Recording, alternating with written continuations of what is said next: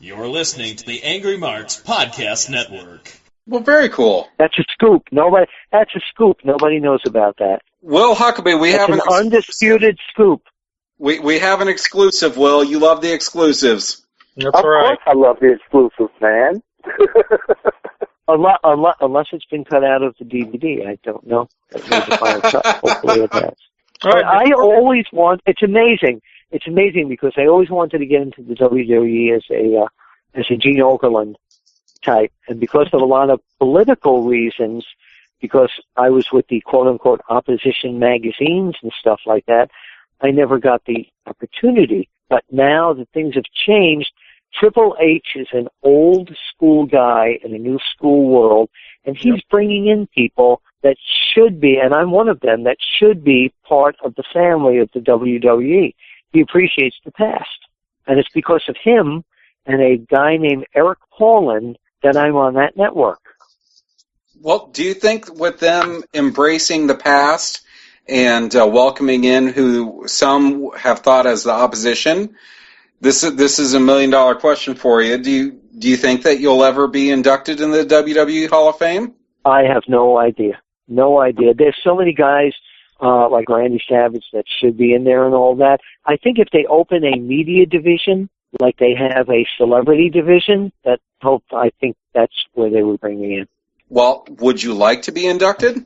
Oh, of course. My goodness. Does the Pope like a Bible? This is the Undisputed Wrestling Show. We're talking to Mr. Bill Apter. Bill, I want to ask you one more question before we hit to the hopefully you'll enter our kick out or tap out segment with us here.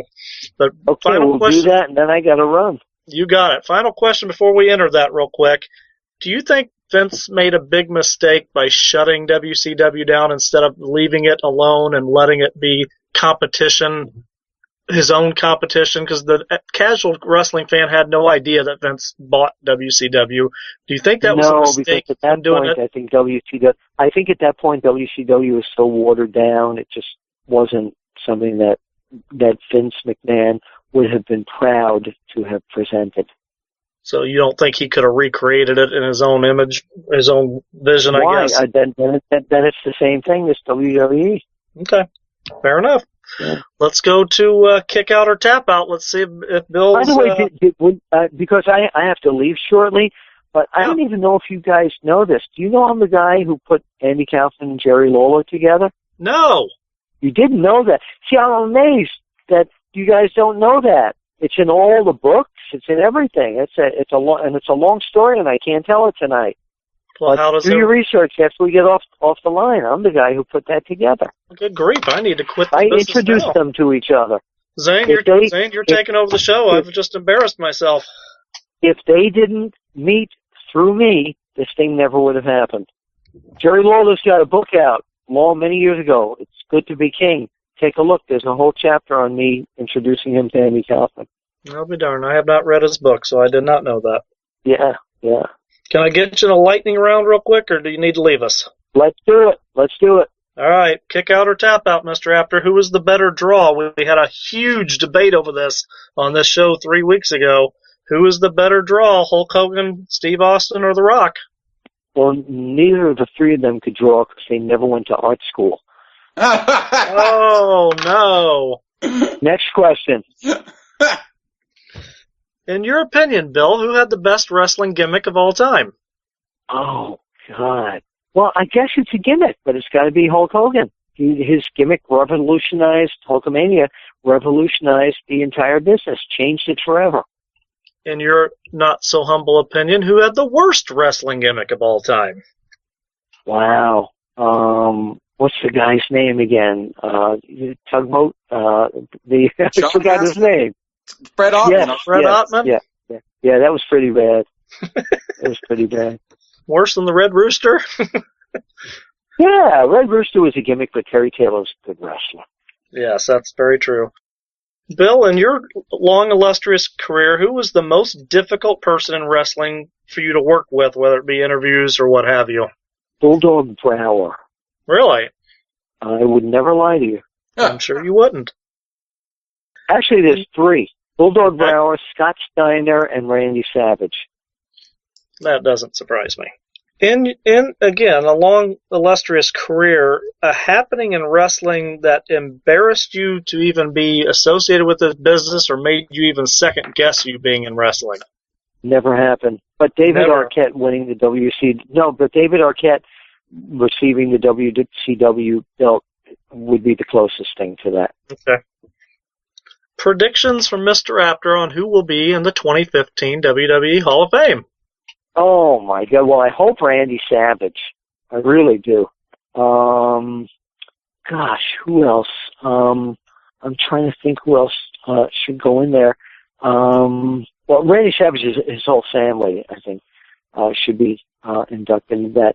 Chris Jericho needs to go in there. He really does. Shawn Michaels is already in. Bret Hart's already in. Hogan is already in.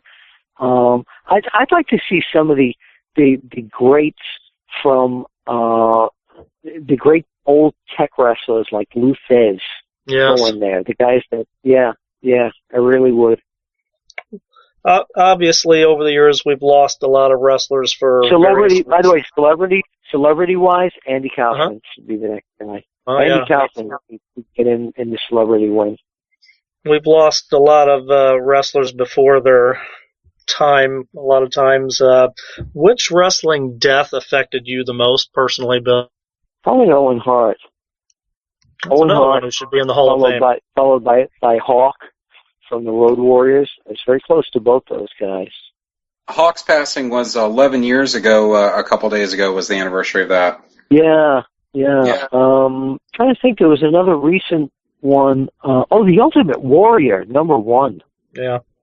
Shocked after seeing him on Raw and at the Hall of Fame. That was like, whoa, big time. But Owen Hart is that one really so sad, so tragic. Bill, the biggest mistake you personally have ever made in this business? Printing a obituary on Bearcat Wright and then getting a letter from a fan 3 months later at the magazines saying that we've made a grave error. Bearcat, and he sent a picture of Bearcat still alive. A grave error. Very well put. Yeah. In the PWI 500, I've heard a lot of rumors, so I'm going to get your clarification here. Is it a legitimate listing, or is politics involved in the listing of the ranking of those wrestlers? No. Well, again, I've been there in 13 years. I don't know how it's done now. When I was in there, we all went into a room and we did the first 100, and then a lot of guys after the first 100 just kind of fell into they were all the same guys. But no, it was not politics. We tried to include. I sat in there with Stu Sachs and Brandy Mankiewicz, Craig Peters. No, it's not politics. It was not politically driven. And your final question, Mr. Apter, who do you feel was the least deserving world champion of all time? David Arquette. That was easy. And to Actually, Mr. didn't Jay Arquette's Leno credit, hold he that? never wanted to be champion. Didn't Jay Leno hold the belt as well? No. I don't think he held it, but he. No, he was in a match, a tag team match, but he would never. Right. But to David's credit, at least he didn't want to win the title because he's a big enough of a fan that he knew it was going to hurt. But that is true. That is true. Mr. Well, thank you guys for. I tell you what, we want to thank you. We have a ton of respect for you. Well, thank you, and I appreciate this very much. And again, you can follow me at OneWrestling.com. That's the number one. All our videos are stored at OneWrestlingVideo.com. And I'm at Apter One Wrestling on Twitter. And what's that magazine again, Bill? Oh, Fighting Spirit magazine in the UK. Yes. And you can get digital copies of that. Yeah. Awesome. Happy birthday. Thank you so much. Thank you, Mr. Apter. Have a good evening. Hey, Rick. Appreciate it. Hey, Rick. This was a good birthday eve, and I'll see you at the matches. Ah, awesome. I love it. Hey, Rick and Bill, can I break in real quick? Yeah. Yep. I just got in a request from one of our former contributors. I don't know if you remember her. She's met you a couple of times. The Joyzy girl, Danny D'Adamo, used to be one of our sure. I remember her. She wants to hear your Cookie Monster impression.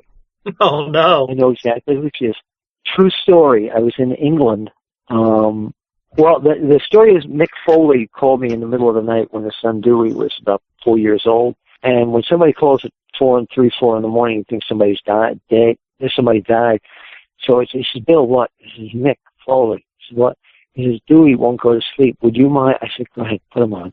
And Dewey says, hello? I said, hello, Dewey. This is Cookie. You know, Cookie is very tired, and Cookie needs to go to sleep. So if Cookie goes to sleep, will Dewey go to sleep? He said, okay, can I talk to Ernie? Okay, hold on. Ernie, come here. Hi there. This is Ernie. Hey, Dewey, we're going to sleep, okay? So you go to sleep too, okay? Good night. Good night. And he went to sleep. Good night, Ernie. True story.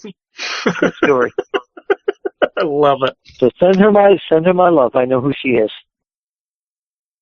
Thank you, Mr. Apter. All right, guys, I got to run. See you at the matches.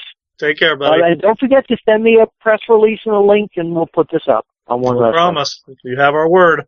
Bye-bye. Thank you. All right. Mr. Bill Apter joining us tonight. And, of course, did not disappoint one bit.